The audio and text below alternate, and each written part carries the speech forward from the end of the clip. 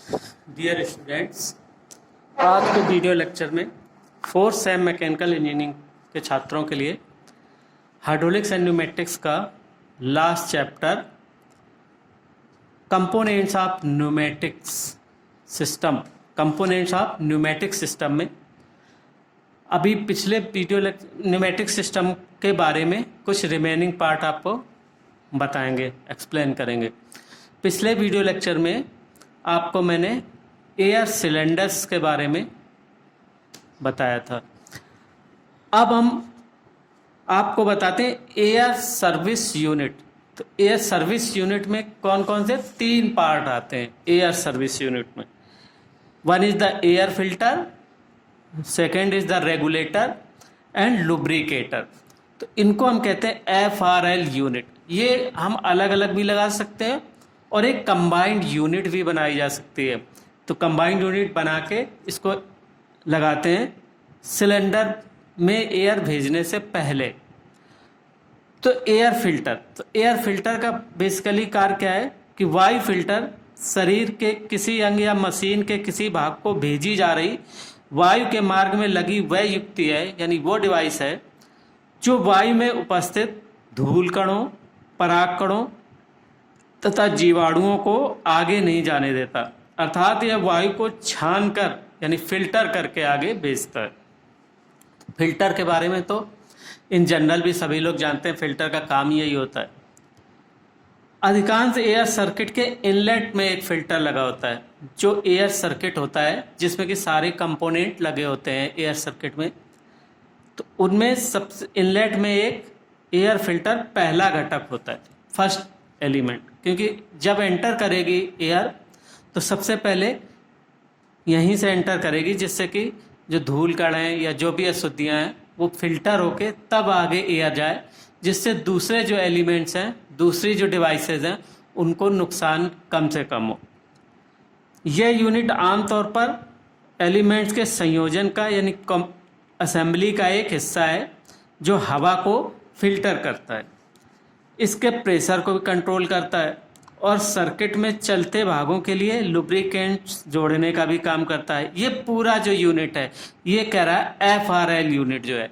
तो ये काम तो संपीड़क यानी कंप्रेसर से जाने वाली वायु में धूल के कण होते हैं जो वहाँ के वातावरण में संघनित पानी या ऑयल स्लैश से संपीड़ित वायु में पहुँचते हैं। तो वह संपीड़क के छल्ले को बाईपास करते हैं। तो इन धूल कणों को यानी को साफ करने के लिए एयर फिल्टर एक महत्वपूर्ण भूमिका निभाता है, यानी एयर फिल्टर की इम्पोर्टेंस बहुत अधिक है और इन धूल कणों को साफ करके आगे जाने से रोकता है। अब दूसरी चीज़ है रेगुलेटर। What is regulator?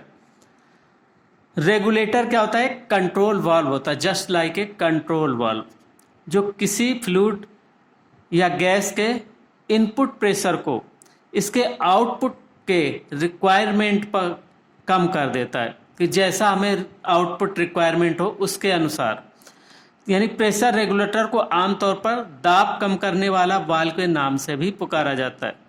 जो कंप्रेस्ड एयर सिस्टम इनपुट दाब तथा आउटपुट प्रवाह में उतार चढ़ाव की परवाह किए बिना जो भी फ्लक्चुएशंस होते हैं उनको नज़रअंदाज करके आउटपुट प्रेशर को कंट्रोल करता है। तो रेगुलेटर एक विशिष्ट श्रेणी के वाल्व होते हैं जो इंटीग्रल लोडिंग, सेंसिंग, एक्चुएटिंग और रेगुलेटिंग कंपोनेंट रखते हैं। यानी उन वाल्वों में, यानी एक विशेष श्रेणी के वाल्व होते हैं जिन वाल्वों में कि ये कंपोनेंट और होते हैं। तो इन्हीं कंपोनेंट की सहायता से तो वो प्रेशर को रेगुलेट करता है, आउटपुट प्रेशर को कंट्रोल करता है।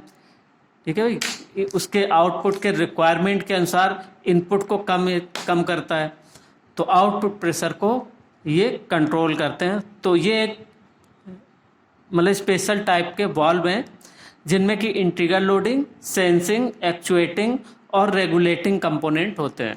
ठीक है भाई, तो ये काम है रेगुलेटर का। अब आता है लुब्रिकेटर। तो एयर लुब्रिकेटर का प्रमुख कार्य, तो ये सारे तीनों चीज मिला के एयर सर्विस यूनिट कहलाती हैं। तो एयर लुब्रिकेटर का प्रमुख कार्य तेल की एक नियंत्रित कंट्रोल क्वांटिटी को वायु के साथ मिलाना है।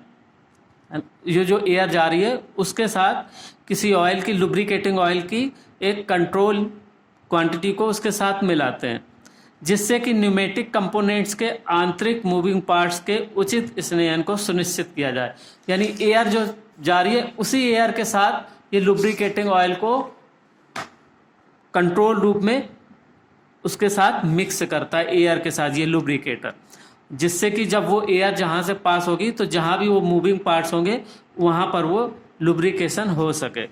तो इनका उद्देश्य बेसिकली क्या होता है कि घर्षण हानियों को कम करने के लिए, उपकरणों को यानी वो जो इक्विपमेंट्स हैं उनको कोरोजन से बचाने के लिए, और मूविंग पार्ट्स के को घिसने से, घिसन को कम करने के लिए, जो घिसते हैं पार्ट तो उनको कम कर, घिसन कम से कम हो, घिसेंगे तो जरूर लेकिन लुब्रिकेटर यूज करके पार्टों के घिसन को कम किया जा सकता है।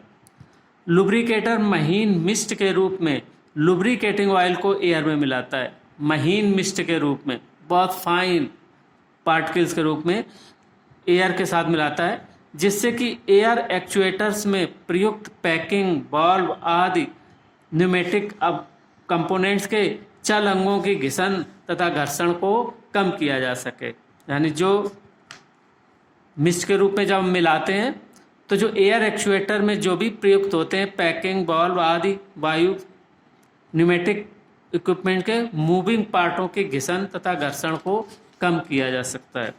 तो इस तीनों को कंबाइन करके हम एक यूनिट बनाते हैं, that is called the FRL unit या सर्विस यूनिट। ये बहुत इंपॉर्टेंट चीज़ है, इसके बारे में जरूर क्वेश्चन बनते हैं। अधिकतर न्यूमेटिक सिस्टम में संपीड़ित वायु को पहले फिल्टर किया जाता है, उसके बाद एक विशिष्ट दाब पर कंट्रोल किया जाता है, यानी जो कंट्रोलर रेगुलेटर करता है, तथा अंत में लुब्रिकेटर में वायु में ऑयल को यानी लुब्रिकेटिंग ऑयल को मिलाया जाता है। तो इस प्रकार देखो ये एक सर्किट, उसका डायग्राम बना है सर्किट, इस तरीके से उसको यूज करते हैं। जैसे सिलेंडर में भेजना है तो जो भी एयर आ रही है उसको पहले, सबसे पहले फिल्टर में, फिर रेगुलेटर में, फिर लुब्रिकेटर में, उसके बाद ये आगे जो भी सिस्टम हमें चलाना है वहाँ पर भेजेंगे। तो इस प्रकार एक फिल्टर, एक रेगुलेटर तथा एक लुब्रिकेटर को क्रम से प्रत्येक एयर सर्किट की इनलेट लाइन में स्थापित किया जाता है। ये जो इनलेट लाइन है, यहाँ से इनलेट हो रहा है, एयर सिलेंडर के अंदर जा रही है, तो उससे पहले हमने ये तीनों पार्टों को यानी फिल्टर, रेगुलेटर और लुब्रिकेटर को इंस्टॉल किया हुआ है।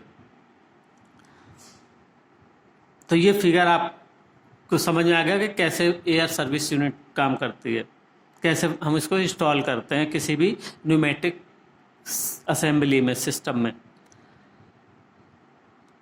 तो लाइन में स्थापित किया, ये अलग अलग भी स्थापित किए जा सकते हैं, परंतु अधिकतर प्रयोगों में ये कंबाइंड यूनिट के रूप में कार्य करते हैं, जैसा कि ये चित्र में दिखाया गया है। तो इन तीनों का संयोजन ही FRL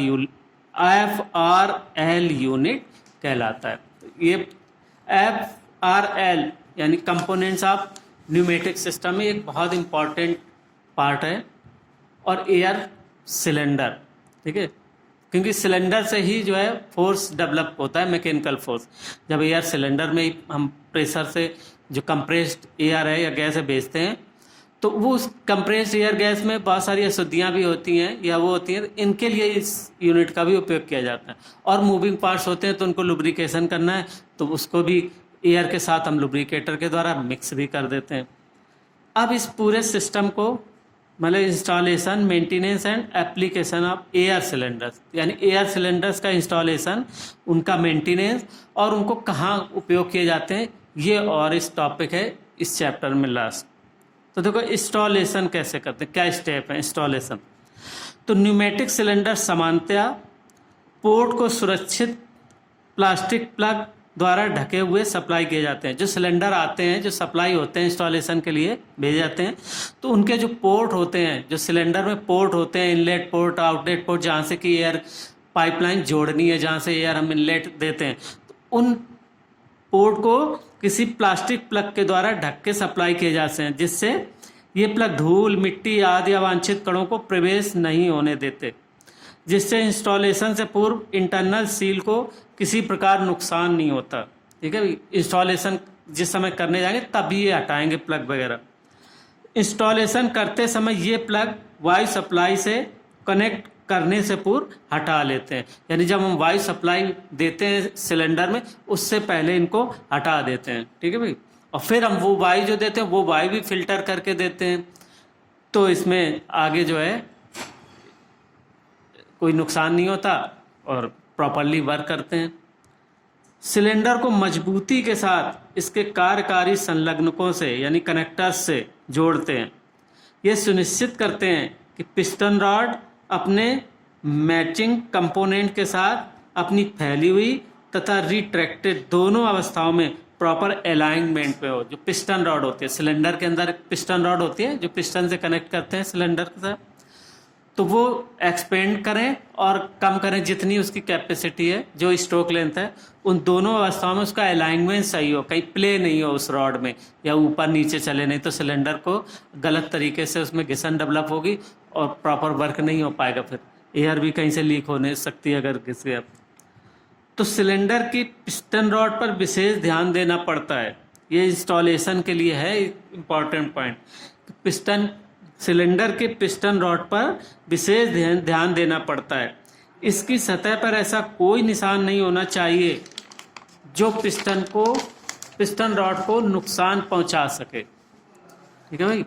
यदि कोई सिलेंडर एब्रेसिव पार्टिकल्स के एक सोर्स के निकट स्थापित किया जाता है तो उसमें एक रॉड स्क्रैपर अथवा सुरक्षा प्रदान करने वाला रॉड बूट अवश्य लगाना चाहिए कि जहां पर एब्रेसिव पार्टिकल कहीं जाने की गुंजाइश हो तो उस केस में, ठीक है भाई। नहीं तो एब्रेसिव पार्टिकल भी बीच में उसके घिसन डेवलप करेंगे और उसके लाइफ कम कर देंगे, जल्दी घिसेगा, घिसन की दर को बढ़ा देंगे, तो स्क्रैप पार्ट भी नहीं जाने चाहिए और फ्रिक्शन के कारण लॉस भी बढ़ाएंगे।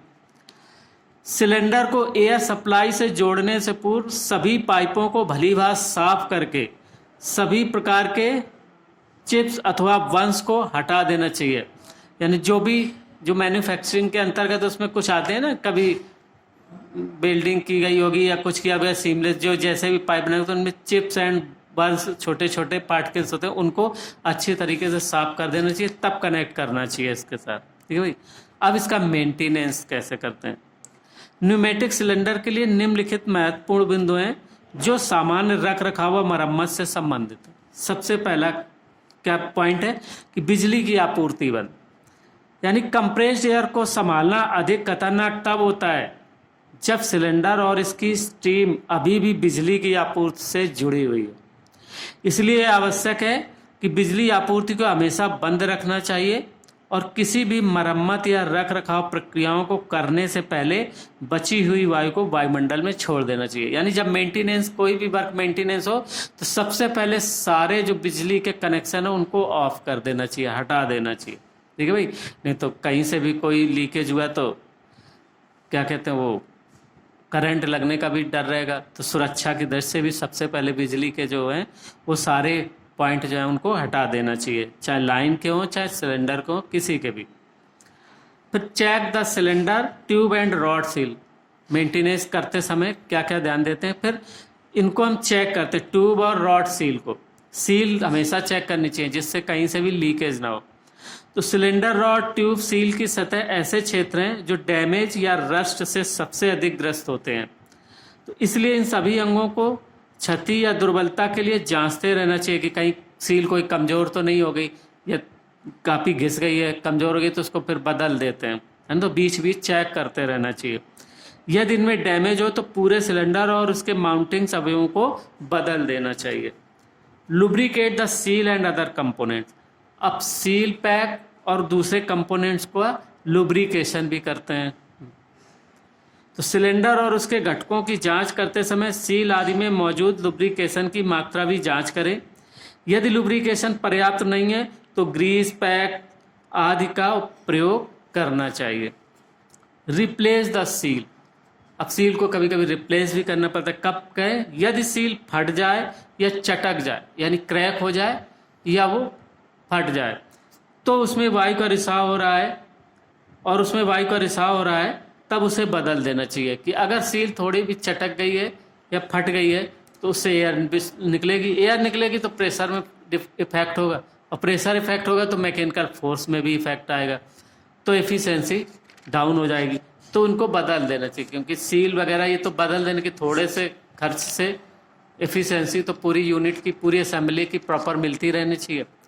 तो ये हम फिर बदल देते हैं इनको, जब ज़रूरत होगी तो बदल देंगे, अगर नहीं बदलेंगे तो पूरे सिस्टम की जो एफिशिएंसी है उस पर इफेक्ट पड़ेगा। ठीक है, तो भाई ये मेंटेनेंस के पॉइंट हैं कि मेंटेनेंस करने से सबसे पहले क्या करते हैं कि बिजली की आपूर्ति बंद करें, फिर सिलेंडर, ट्यूब, रॉड, सील, इन सबको बीच बीच चेक करना चाहिए, सारे प्रॉपर चेक कर लेना चाहिए, कहीं कटा, कहीं फटा हो, कहीं इसमें लुब्रिकेशन कम है, कुछ है, फिर तो उसी हिसाब से उन सील और अदर कंपोनेंट का लुब्रिकेट भी करते हैं। अगर लुब्रिकेशन कम मात्रा में लग रही है तो फिर उनको और लुब्रिकेशन लगा के, उसको स्नेहन पर्याप्त नहीं है तो ग्रीस पैक्स आदि का उपयोग करते हैं। और अगर सील कहीं से चटक जाए या फट जाए और उससे गैस या एयर की लीकेज हो रही हो तो उसको हम बदल देते हैं। ठीक है, तो ये जनरल मेंटेनेंस है कि जो अक्सर करते रहना चाहिए। और जब ये सारे स्टेप पूर्ण हो जाए तो सिलेंडर पर एक कम मात्रा में दाब लगाते हैं। सबसे पहले लो प्रेशर देंगे, फिर नियमित रिसाव और कार्य क्षमता परीक्षण भी करेंगे, फिर हम चेक करेंगे कि कहीं से कोई लीक नहीं हो रहा है या कोई पार्ट ठीक से काम नहीं कर रहा है। तो इससे हम नियमित रिसाव, कार्य क्षमता परीक्षण भी करते हैं। यदि सिलेंडर इन सभी परीक्षणों में सफल हो जाता है तो हम इसे सिस्टम में फिर से इंस्टॉल कर देते हैं। तो यानी सिस्टम में जहाँ पर सिलेंडर इंस्टॉल होता है, मतलब पहले उसको हटा के सारे मेंटेनेंस सारा चेक करते हैं बीच बीच, और अगर उनमें बहुत ज़्यादा किसी चीज़ में खराबी आ गई तो फिर हम सिलेंडर बदल देते हैं। भाई सिलेंडर ही बदलना पड़ेगा, जब बहुत ज़्यादा हमारे सिस्टम में इफेक्ट डाल रहा हो तो नेचुरली भाई ज़्यादा खर्च आएगा। खर्च करके एक बार कम से कम पूरे सिस्टम की फिर ओवरऑल एफिशिएंसी, तो रनिंग कॉस्ट तो फिर वो तो कम कर सकते हैं, और ज़रूरत भी है उसकी, फिर तब हम फिर पूरा सिलेंडर ही बदल देंगे। जहाँ तक पॉसिबल हो सकता है कि इन सारे परीक्षण करेंगे ठीक है तो पुनः उस सिलेंडर को उसी जगह पर, उसी सर्किट में हम इसको इंस्टॉल कर देते हैं। अब इनका एप्लीकेशन क्या है, देखो एयर सिलेंडर ऑटोमेटिक ऑपरेशन में वायु सिलेंडर का, एयर सिलेंडर्स का काफ़ी प्रमुखता से प्रयोग किया जाता है, अनुप्रयोग किया जाता है एप्लीकेशन। ये वस्तु के स्थिति निर्धारण, पकड़ने तथा चलाने के लिए प्रयोग किए जाते हैं। वायु सिलेंडर जल्दी, साफ, विश्वसनीय तथा कम खर्चीली रेखीय गति प्रदान करने में सिद्ध होते हैं। मतलब इनसे बहुत कम खर्चीली जो रेसिप्रोकेटिंग लीनियर मोशन है, मोस्टली सिलेंडर से, एयर सिलेंडर से क्या होगा, लीनियर मोशन के रूप में ही मैकेनिकल फोर्स प्राप्त किया जाता है, यानी लीनियर मोशन के। तो जो और दूसरे सिस्टम है उनकी अपेक्षा ये कम खर्चीले होते हैं, यानी लो कॉस्ट पे हम ये लीनियर जो फोर्स है, लीनियर मैकेनिकल फोर्स है, वो हम प्राप्त कर सकते हैं। तो ये अनेकों डिजाइनों, स्टाइल्स और ऑप्शंस जो किसी अपनाने योग्य अनुप्रयोग के लिए उचित रहते हैं में उपलब्ध होते हैं कि हमें किस सिस्टम में किस तरीके का सिलेंडर यूज करना है, किस तरीके का डिजाइन है, कितने प्रेशर के लिए डिजाइन है, किस स्टाइल का इसमें यूज कर सकते हैं, और जो भी ऑप्शन है उसके अनुसार ये बहुत तरीके से मार्केट में आते हैं। तो जिस जैसी ज़रूरत है, जैसी रिक्वायरमेंट है, उस तरीके का एयर सिलेंडर जो है हम प्रयोग करते हैं। तो भाई ये सारी चीज़ें अब आप इसको एक बार ठीक से PDF पढ़ लीजिएगा, क्योंकि ये कंप्लीट थ्योरेटिकली है, इसमें ऐसा कोई विशेष चीज़ समझाने की नहीं है, बहुत ज़्यादा प्रिंसिपल ऐसे नहीं है, लेकिन इनको अच्छे से समझ लेना। लेकिन ये प्रैक्टिकल में जहाँ वर्क आप करेंगे फील्ड में, ये बहुत इंपॉर्टेंट चीज़ें हैं कि इन चीज़ों का ध्यान तो रखना ही पड़ता है, यही काम आते हैं भाई। तो इनको समझना बहुत ज़रूरी है कि कैसे कब मेंटेनेंस करते हैं, मेंटेनेंस करने समय कौन कौन से स्टेप ध्यान रखते हैं, क्या क्या चीज़ चेक कर सकते हैं, क्योंकि एयर सिलेंडर्स का बहुत ज़्यादा उपयोग होता है। जहाँ भी न्यूमेटिक सिस्टम का, और न्यूमेटिक सिस्टम का उपयोग अब दिनों दिन बढ़ता जा रहा है, बहुत सारे मशीनरी, बहुत सारे इक्विपमेंट, क्योंकि ये कम खर्चीली लीनियर फोर्स, जो मैकेनिकल फोर्स है, लीनियर मोशन के रूप में प्राप्त करने का कम खर्चीला माध्यम है, मतलब सबसे कम खर्च आता है। तो इसीलिए इनका उपयोग बहुत ज़्यादा होता जा रहा है एयर सिलेंडर्स का, कि भाई कभी कभी ऐसा होता है कहीं कहीं और सिस्टम नहीं होते, पावर नहीं होती, बिजली नहीं होती, तो क्या करते हैं वहाँ पर भाई डीजल इंजन चला के कंप्रेसर चला लिया, कंप्रेसर से कंप्रेस्ड एयर ले ली। अब उस कंप्रेस्ड एयर से बहुत सारे इक्विपमेंट या मशीन चला सकते हैं, तो वहाँ पर छोटे छोटे सिलेंडर का उपयोग करके और लीनियर मोशन प्राप्त कर सकते हैं। उस लीनियर मोशन को फिर जिसमें रिक्वायरमेंट हो उसमें कन्वर्ट कर सकते हैं। तो इनका उपयोग ऐसी जगहों पर भी, दुर्गम स्थानों पर भी इनका उपयोग किया जा सकता है। ठीक है, तो ये अब आपका ये कंपोनेंट्स ऑफ न्यूमेटिक सिस्टम यहीं पर समाप्त होता है। तो ये लास्ट वीडियो लेक्चर था। Okay, thank you.